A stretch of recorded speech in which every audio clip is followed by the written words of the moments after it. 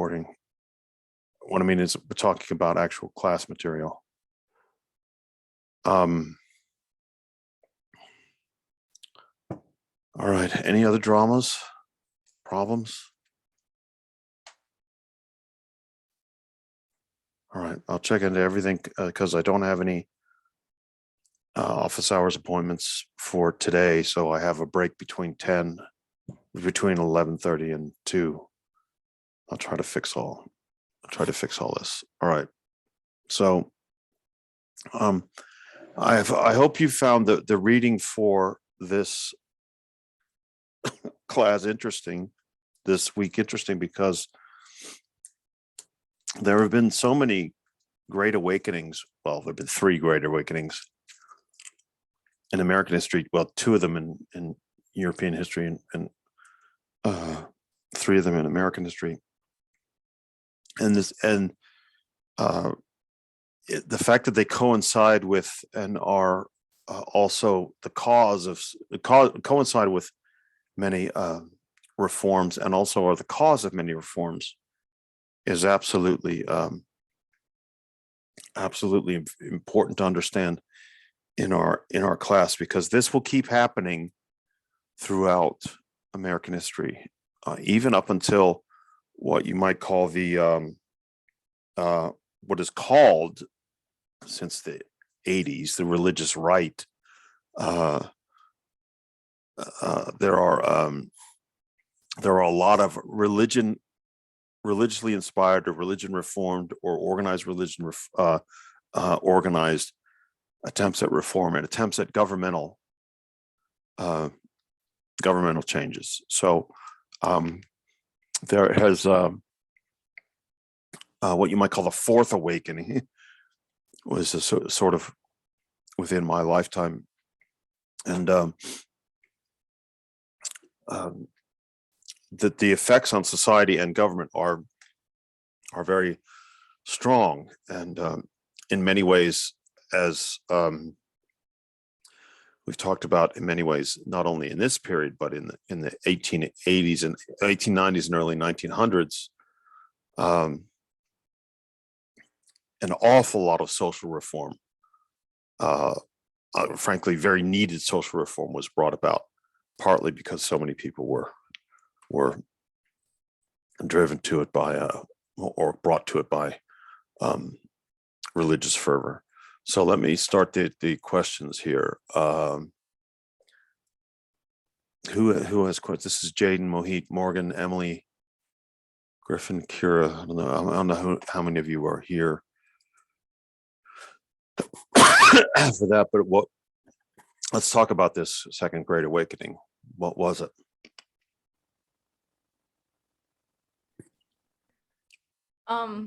It was a Protestant religious revival in the early 19th century that helped to remake the nation's religious landscape. I don't know if your book names the numbers of different religious.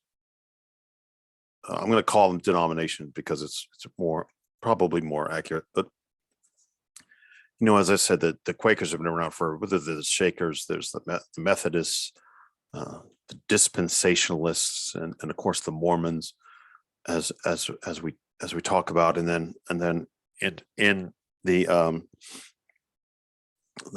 Third Great Awakening, there are things like Transcendentalists, there are things like Christian Science and stuff like that. It is an amazing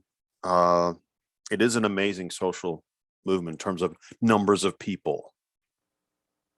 What else is it? Is it just people becoming more religious, or is there something more to it than that?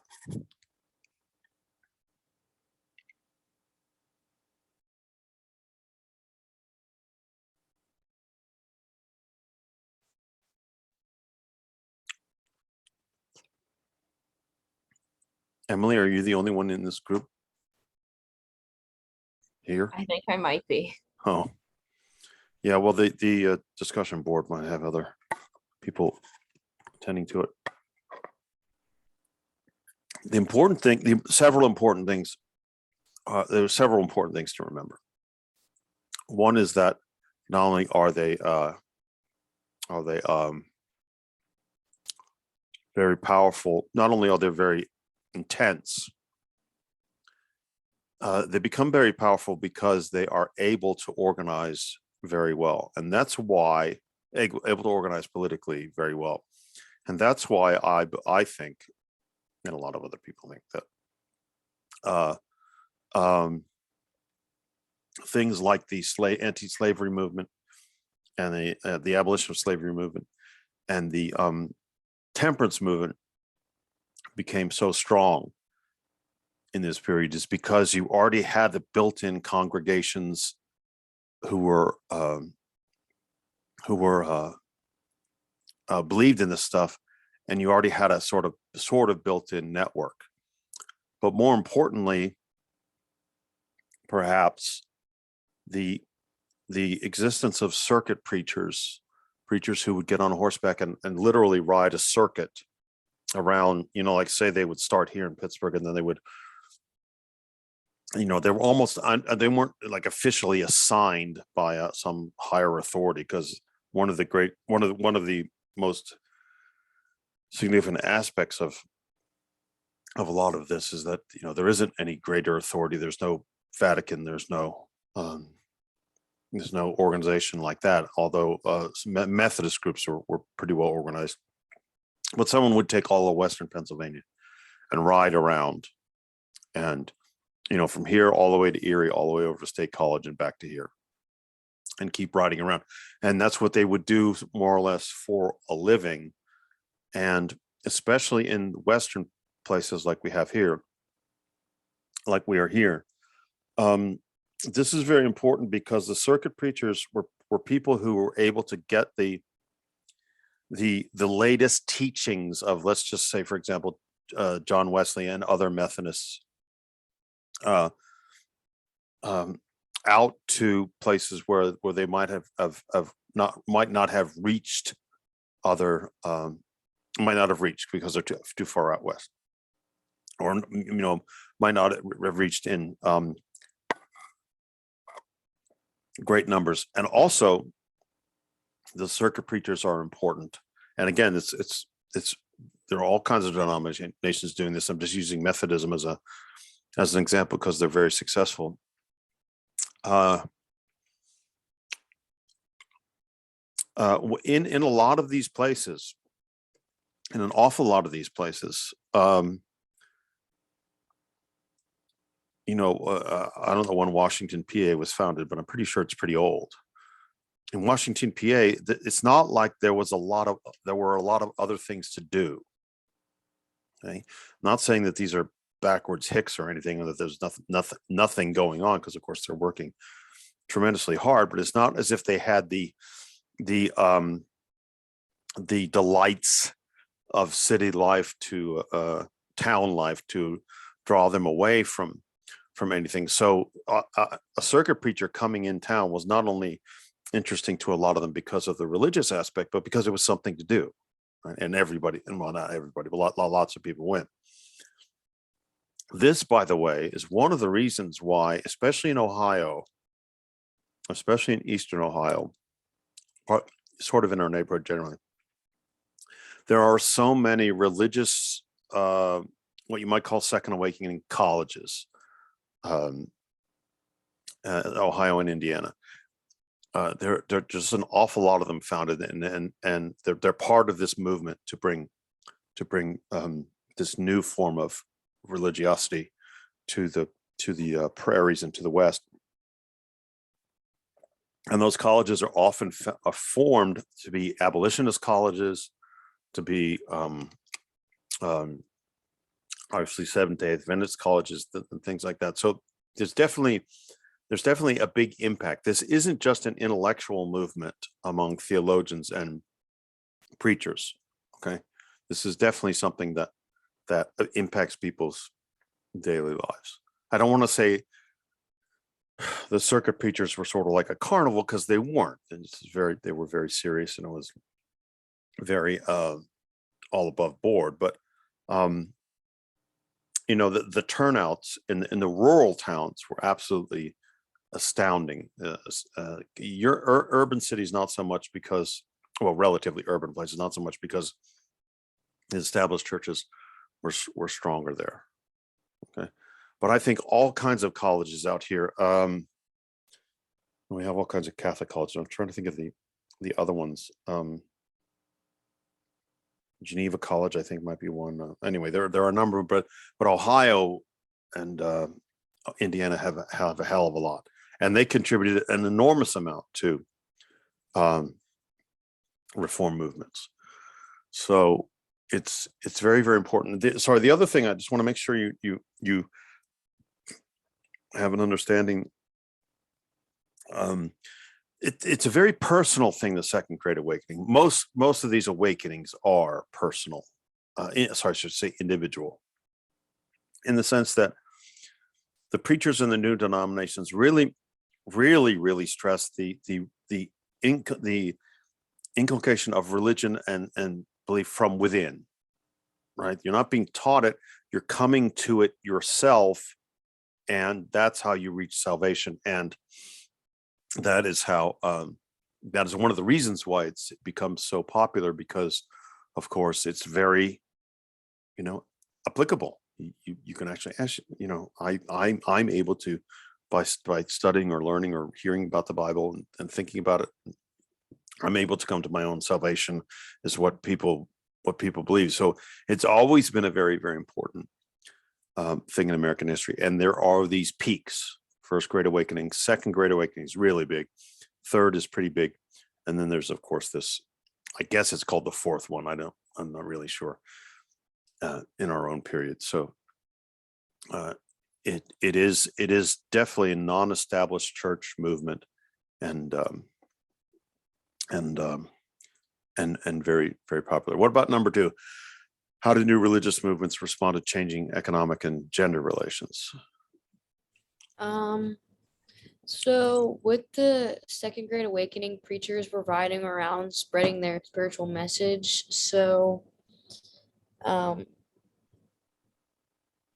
it was a response to the intellectual and social current events. They hosted camp meetings, which captured the spirit of the American Revolution.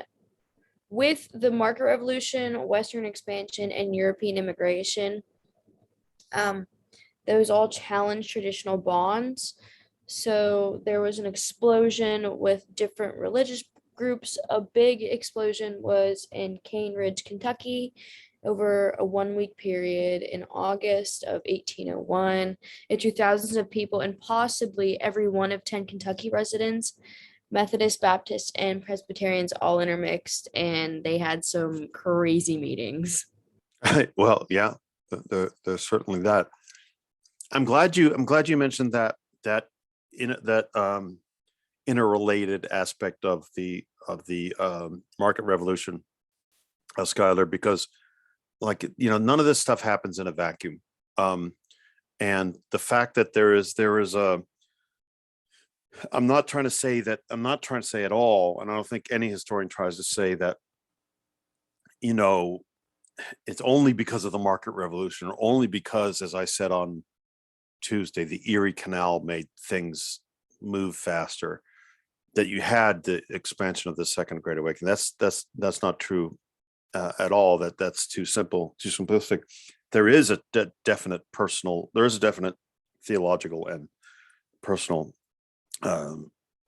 psychological thing aspect to it, but the rapidity of the spread and everything is helped a lot by the fact that there are these things going on. The First Great Awakening was stuck to the Atlantic coast, not only because everyone was there, but because it was just harder and harder to get everything done, everything spread further west, right? And the Third Great Awakening was even more quickly spread because the media was even more sophisticated, and of course, then the religious revival in the 70s. What did we call it in the 70s? I can't remember. We didn't call it the Fourth Great Awakening. Television and everything just made it huge. That's when you had the start of Billy Graham and preachers like that. So it seems to me that I don't. So what I'm trying to say is I don't think it means that when you talk about the market aspect and you talk about the people getting together and that there's some crazy meetings or sort of very interesting meetings, very dynamic meetings, doesn't necessarily. I mean, that's not necessarily taking away from the theological and the religious aspect of it, but it is because of the time this happened. Those things are phenomenon that are related to this, and I think it's undoubted that they help reach. It helps reach more people than it would otherwise. What about gender relations? After all, some of these movements at a bare minimum thought that men and women were spiritually equal. Skylar, are you the only one in the group here? I'm not sure. I'm trying to look here quickly.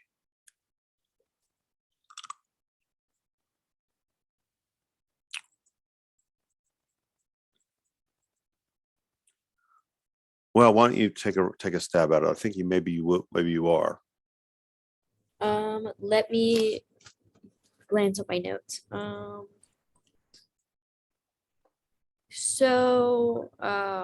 Methodism was the most popular by the 1850s. Men and women could preach, and they both men and women could win converts. And once they did, they would push west the Alleghenies and into the Ohio River Valley. That's what I have written down. Yeah, I think it's very important that they're spiritually equal. Almost all of these new awakened religions, they have a gender equality in terms of, it's just as easy for women to be saved as men.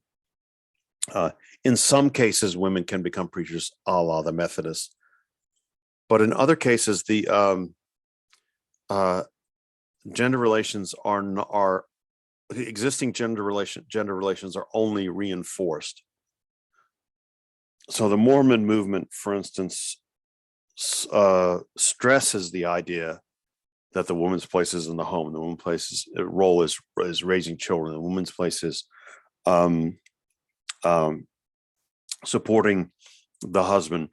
Now, that does not mean she can't come to her own religious awakening as an individual, but that also doesn't change the way she works within the, for lack of a better phrase, I hate this phrase, the family unit. Now, Methodism was slightly different, but even then, in Methodism, you don't have a complete breakdown of traditional gender relations. It's much more. What's interesting about Methodism is much more interesting how they are able to, or they stress the idea that women can preach. Okay, what about question 3? In what ways did religion inspire Americans to solve social problems? This is Brandon. Well, I know Josh is here because we just talked about the fact that he dropped the class. Who else is here? Brandon, Mackenzie, Brendan, Alana, Cassie. I recognize some of you have Brendan, you're here. Some of you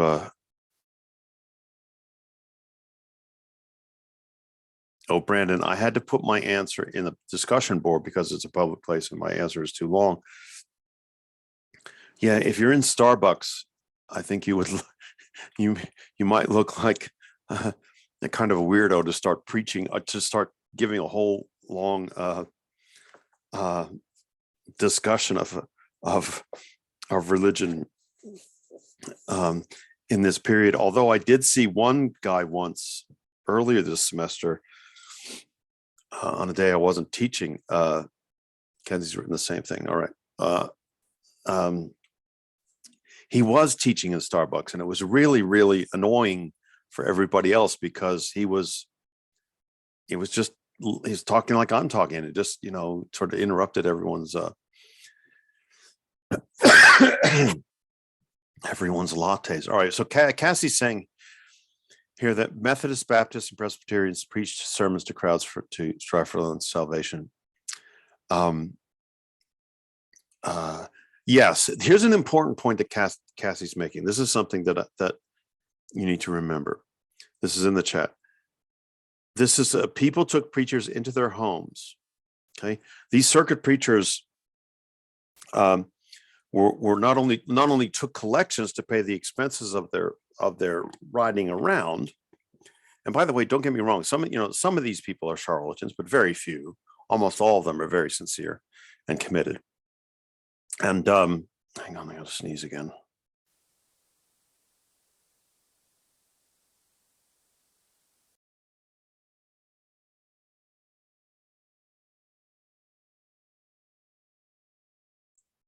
And what started to happen in some of these smaller towns is there was a I don't want to say a sort of competition, but there was a sort of sense in the communities that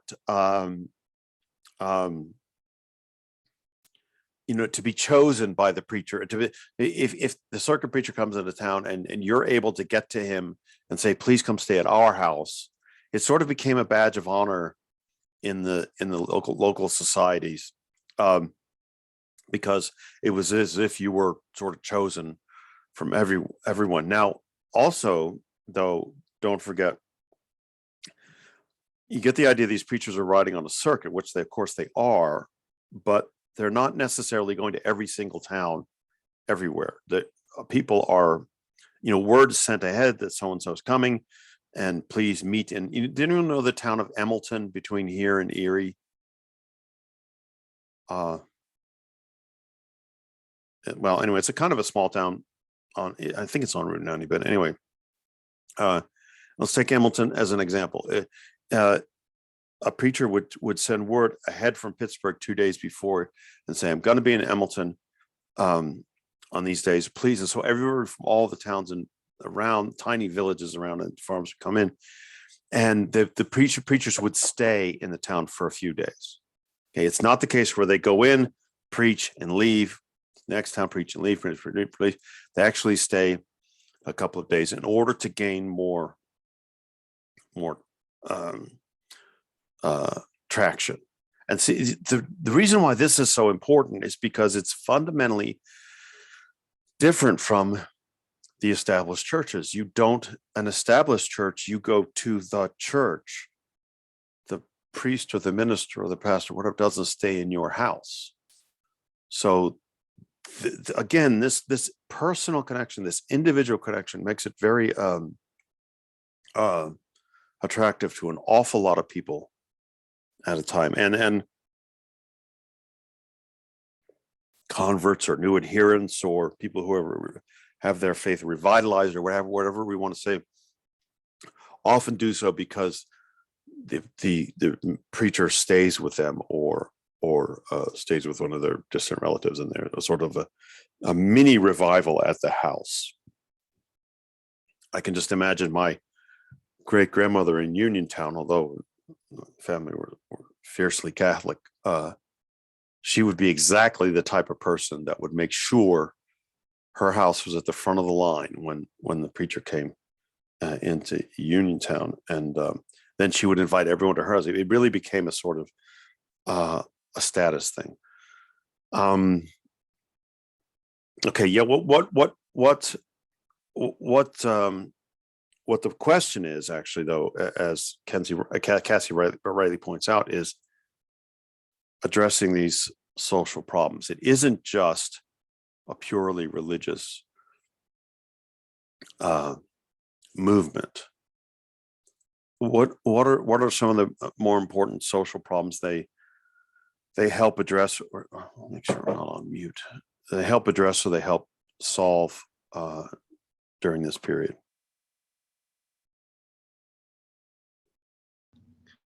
It was mostly just like I guess the Second Great Awakening inspired these people to have like a greater fervor to solve the problems. Like, for example, in the Reader, there is a section by Angela Grimke, who appeals to Christian women of the South in 1836 to fight legislation against slavery. They thought that was like a huge immoral, I guess, problem within the time period, as well as anti-slavery remarks from David Walker in 1829, who calls the Christian community to come together to fight the legislation to free people, to make them all free, because they're all created equal under God, but also under the Constitution as well.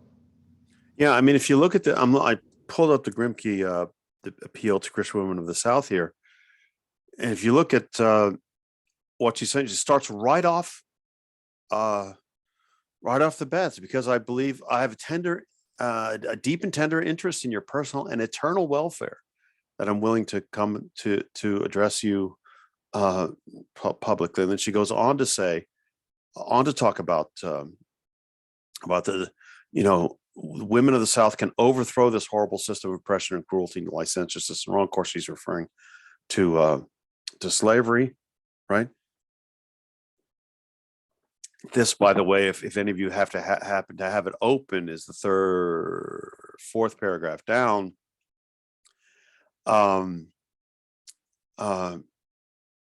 Such appeals to your legislatures would be irresistible, for there's something in the heart of men which will bend under moral suasion. Now, this is a crucial phrase, because it shows that the Second Great Awakening is saying, look, it's one thing for Thomas Jefferson and other founders to wrestle with the morality of slavery or the immorality of slavery, but Jefferson never would have given it this sort of fire and brimstone damnation aspect that we as revivalists, awakened Christians would be able to give it. So it's more powerful to go to the state legislature with these two things in your hand. One, saying slavery is wrong to everybody, but it's especially wrong for Protestant Christians. Sorry, what was the other one you mentioned, Brennan? It was the one by David Walker. It's a couple ones up. Oh yeah. Again, sorry.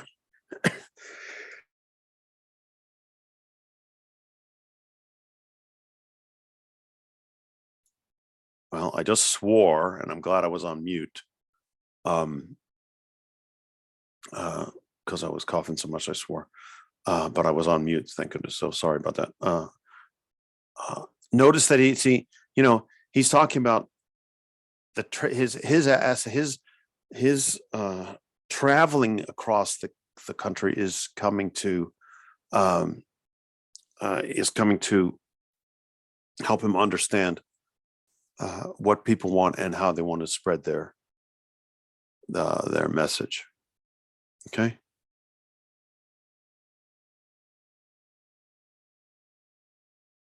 I think it's very important that all of these, all of them with any smarts, all the itinerant preachers, all the circuit riders, would always mention that I've been here, I've been there, I've been here, I've been there, I've been here, I've been there. And this was obviously part of a plan and a rhetorical device to say we are part of this big group / movement. So it's your individual salvation is very important, and we give that to you in opposition, unlike the established churches. But this is a wave cresting, going from east to west across America, and you can be part of it. So that's extremely important. And then that can help us understand, I think, question 4 a little better. Why did anti-slavery Americans begin to demand the immediate abolition of slavery? We can stay with this David Walker appeal to colored citizens of the world, but But let me see. Let me see who's in this. Who's in this group? Abigail, Katie, Ben, Jeremy, Jana, Giovanna, Sella. So,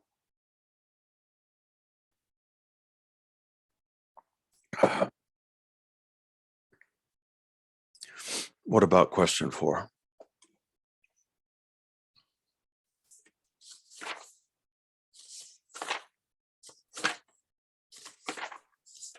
They thought slavery was like the worst sin, Mhm. the most God-defying sin, they said, actually. Right, and it's hurting the enslaver as much as it hurts or at least almost as much as it hurts the enslaved, because it is allowing you to continue to wallow in this sin, and it's so deeply ingrained in our society that we need to tear it out from the very roots. Yeah, and they used what is it, Right. moral suasion? Is that how you say that? Yeah, that was Jeremy. Who was the first person? I think that was also me. Oh, okay, sorry. Yeah, moral suasion is suasion is where the word persuasion comes from. It's just the idea of appealing to persuading people through a specific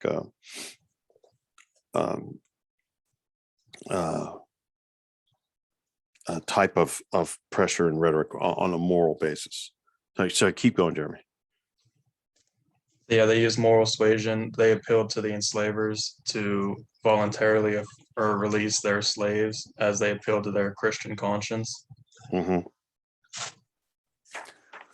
How it doesn't actually say very much in the book how successful this is. How successful do you think it was?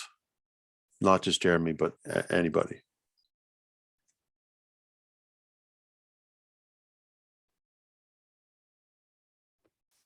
Kind of like you were saying last class, it was successful in that it got a lot of people on board, and it also made a lot of people angry. Mm-hmm. It doesn't. It invigorates the anti-slavery movement, right? It makes it much stronger than it would have been. On the other hand, it doesn't in itself at this time free any slaves, right? Now, yes, it may have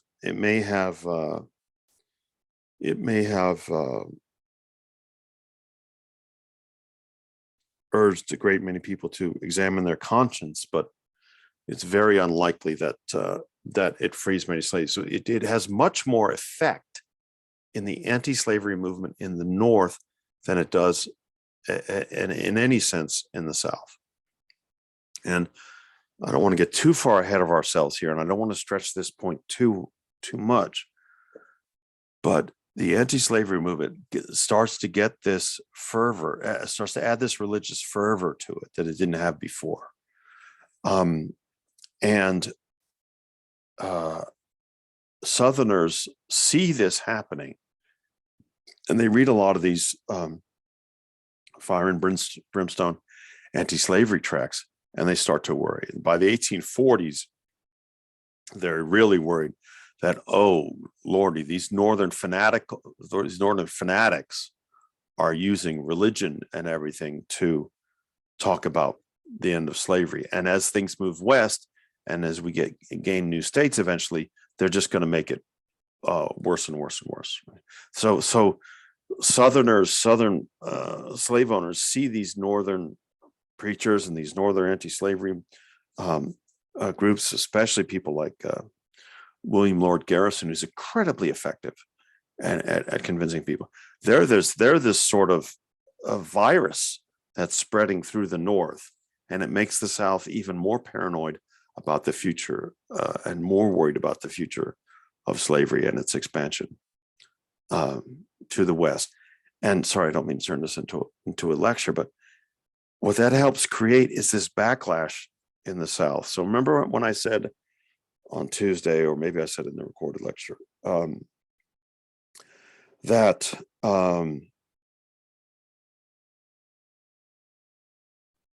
the belief and so slavery strengthens in the South. Slavery becomes to be seen as a moral good in the South. You know, and as I said before, it's the way God wanted it, because it's the way the races were organized. God made them this way. This is obviously what He wanted them to have them in this order, and it made Rome great. It made Egypt great. Well, that's partly because they're trying to justify to themselves, or trying to react and further their own justification, because all these people in the North are telling them that they, the Southerners, are immoral, are doing something highly immoral and unchristian. So there's a sort of battle or competition to be who can be more Christian, the anti-slavers or the slavers. You see what I mean? And I don't think that would have been as intense in the South if it hadn't been as intense in the North. And I can't stress this enough. You can't walk 5 feet in Ohio, especially Eastern Ohio, without hitting an evangelical Christian college that was founded by anti-slavery groups. I mean, that they're everywhere. A lot of them have merged over the years for various reasons, but there are just tons of these, and in Indiana as well. It's an amazing thing, and it scares the pants off slavers in the South. So in a way, its biggest effect is that it increases not in a way. Its biggest effect is that it increases the fervor of anti-slavery in the North, while not actually freeing very many slaves. I can't think of any. I mean, there must have been some, but I can't think of any slave owner in the South who suddenly sees the light because of an itinerant preacher and free slaves. In fact, I know that a lot of denominations told people not to go any further south than Kentucky, because Kentucky is a sort of a border state. There's slavery there, but it's kind of half and half, because you can't risk it. Okay, just hold before we get to question 4. Let me put this on mute. I need to go have a major league coughing fit in the bathroom. I'll be right back.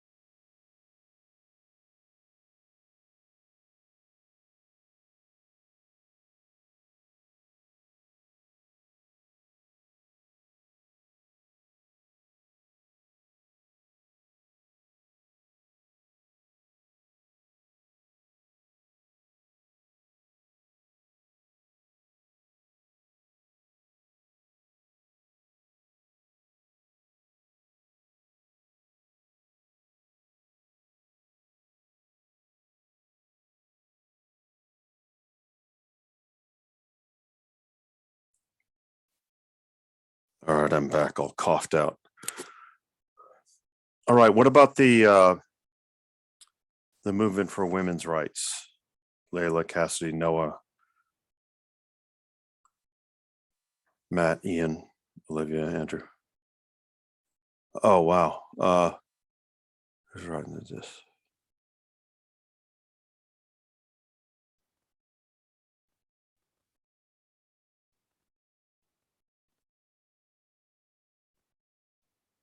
Can all of you see the chat? Ian's put an excellent, Yeah, I Uh, can see it. Ian's put an excellent comment in there talking about not only the movement for women's rights, but how tied together a lot of, although I have to emphasize, not all women's rights movements were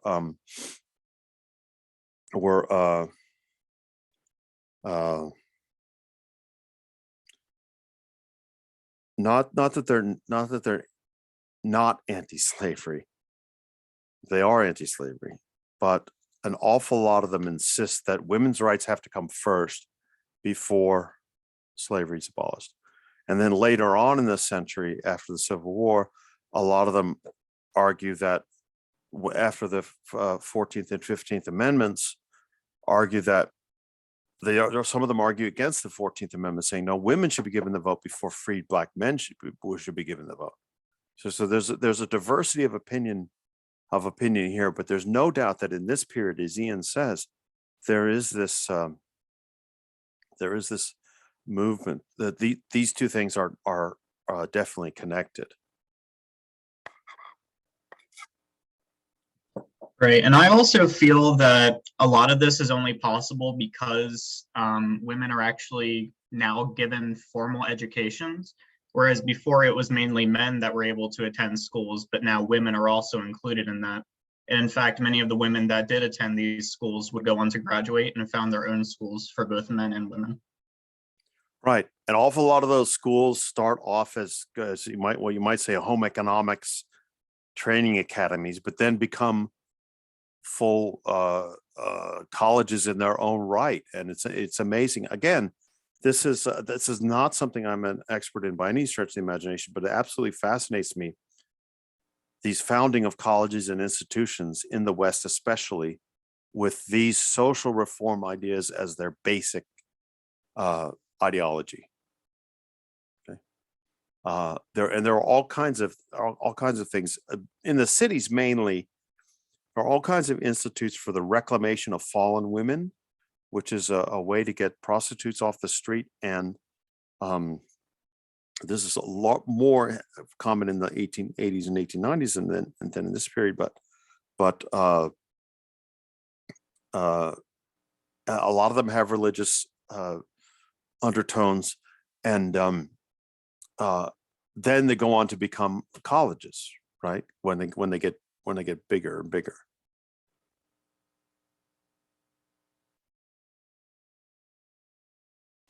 What else? There's an important yes, as Ian says, is it Ian saying this? Yeah. Ian says this is happening in Britain as well as America. It's happening in France as well as America. France is there's a huge women's rights outburst in revolutionary France, and it then sort of gets trampled down by Napoleon and other things. But there's this constant undercurrent of women's rights. But more importantly for American history, there's a very strong communication between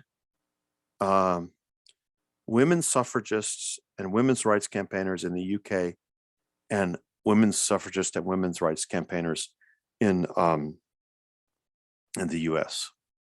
Okay, a lot of pamphleteering going back and forth.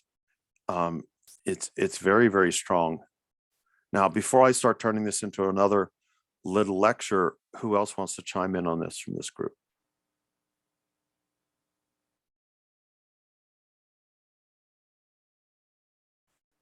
Andrew, who seems to be being ripped off by this class because his Canvas grades aren't up there. Are you there, Andrew? Yeah, I put some on the discussion board, but I'll just read it real quick. I talked about like the Declaration of Sentiments at the Seneca Falls Convention, and how it was a document that made the case for women's property rights and access to professions and the right to vote. And I also just made note, you kind of talked about it earlier, about how the women's right movement kind of used the abolitionist movement to like piggyback it and just gain traction and kind of get on the map a little bit, I'd say. And then just use that momentum to prove their point as well. Yeah, and notice in the abolition of sentiments the abolition of sentiments, the Declaration of Sentiment. By the way, the Seneca Falls Convention, this is how interesting gender relations and gender power in this period were. A man chaired that convention. It's the husband of one of the important people I've forgotten now. I should know this. The Declaration of Sentiments is definitely based on, in form, it's very much based on the Declaration of Independence. Lists of stuff, very strong, very direct, very sentences, very short declarative sentences, very easy to be read out from a stage or a lectern or something like that. These things, people are extremely sophisticated in this. They really go into a great deal of trouble to not only put their message through, get their message out, but to craft it in certain ways that they know will be effective. This isn't the back of an envelope sort of stuff. They really work hard on this, multiple drafts, using, as I say, other models, not only the Declaration of Independence, but the Mary Wollstonecraft's Vindication of the Rights of Women, and from England, and things like that, over and over and over again. It's extremely impressive that these reform movements are extremely impressive in how hard they work. Okay?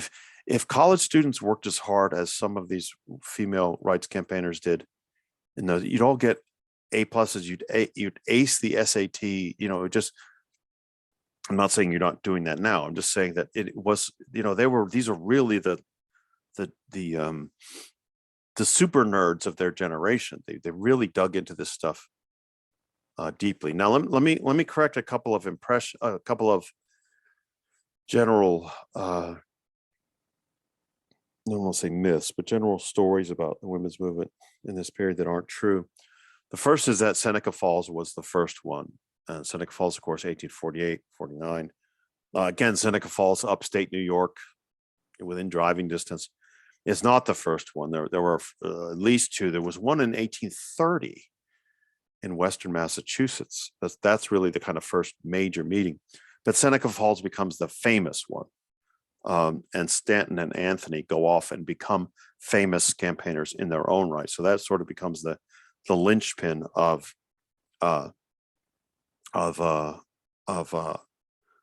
women's campaigning. On the other hand, though, notice that one of the things, the women's rights movement has a wide diversity of opinion within it. A lot of them want to make sure they have rights over property and rights to divorce and rights over certain encoded rights over raising of children, educating of children, determining what happens to children, but not necessarily the vote. Okay, some women's rights, and there's a big split later on about as I say, in the after the First World War, after the Civil War, over how much women's rights movements should support African American suffrage over women's suffrage. But there's a significant group of women's rights campaigners who think that the vote and participation in politics in an official way, in a legislative way on the town council and all that kind of stuff, maybe not on the town council, that's a bad example, is corrupting. And women need to have more rights, but within their more pure realm. So women, school boards should be all women, or mostly women, or run by women. Church assemblies should be largely run by women. right? These reclamation houses and things, those things should be totally, the moral superiority of women, and that moral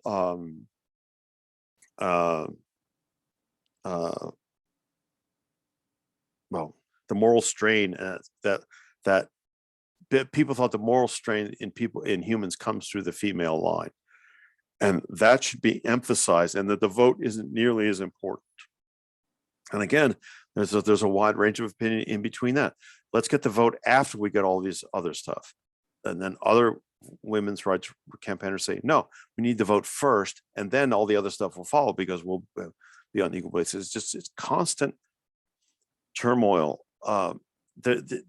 Don't fall into the trap, and this goes with almost everything in history. Don't fall into the trap that bada bing, as soon as 1848 rolls around and Seneca Falls happens, then with the women's rights movement starts and all the dominoes fall in a row. If that were to happen, it wouldn't be until the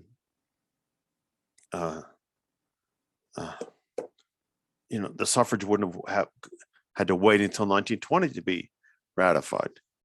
We tend to fixate on certain dates. This date, 1863, Emancipation Proclamation, boom, everybody's free after that. Well, it's not true. 1848, women's rights, Seneca Falls sets everything in motion. Everything goes off perfectly.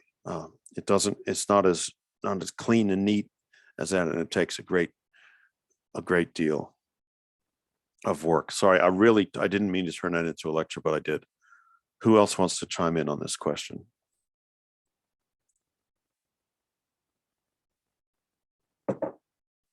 Andrew, by the way, can you stay after Yeah, I can. so I can try to figure out what's going on? Yep, no problem.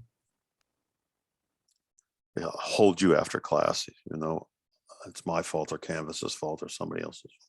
It's not your fault. Anybody else in this group here? Well, I can just add on that the Declaration of Sentiments was persuasive enough at the time for some of the northern states to reform their property laws to include women, which was really big at the time, I would say. Sorry, I was just distracted by the chat there. What did you say there, Noah? The Declaration of Sentiments was Yeah. really persuasive at the time, so some of the northern states did reform their property laws to include women. Yes. And by the way, when suffrage starts to become a thing in 1870, and Wyoming Territory is the first really to do this, is they do harken back to some aspects of Seneca Falls, but the idea that nothing was going on, and all of a sudden these titanic figures, these show up in Seneca Falls and start everything, is just not the case. There's an awful lot going on, and Seneca Falls just becomes the famous thing. This is almost a universal truth in history. After all, President Kennedy gives a speech in 1963 for the civil rights, his push for the Civil Rights Act, which doesn't become law until 1964. And he says it's been 100 years since President Lincoln freed the slaves. Then he's referring to the Emancipation Proclamation.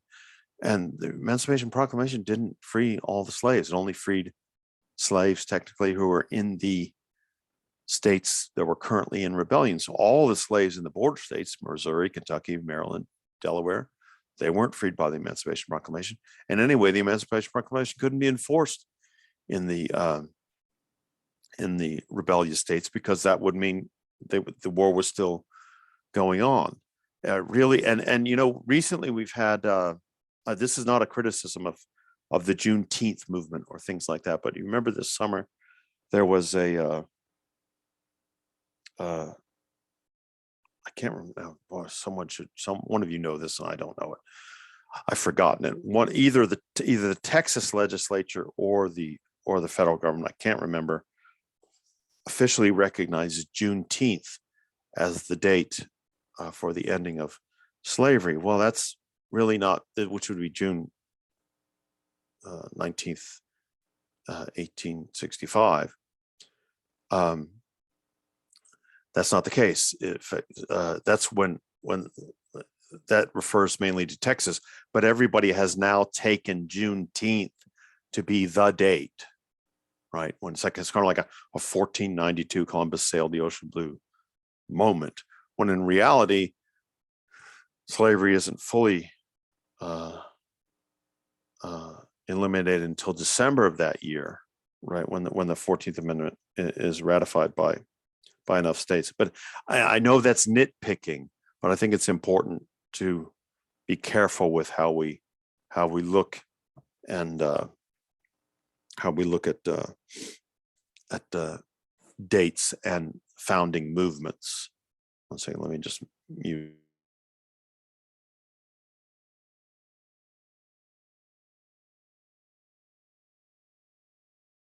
Okay, what else about this question?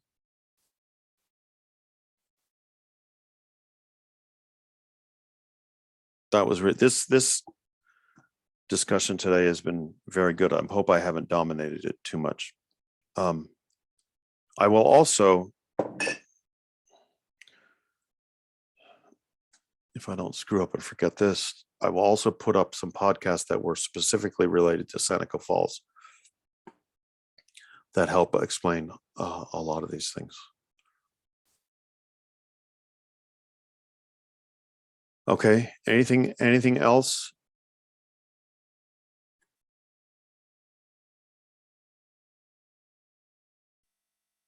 Okay, then I need Ian and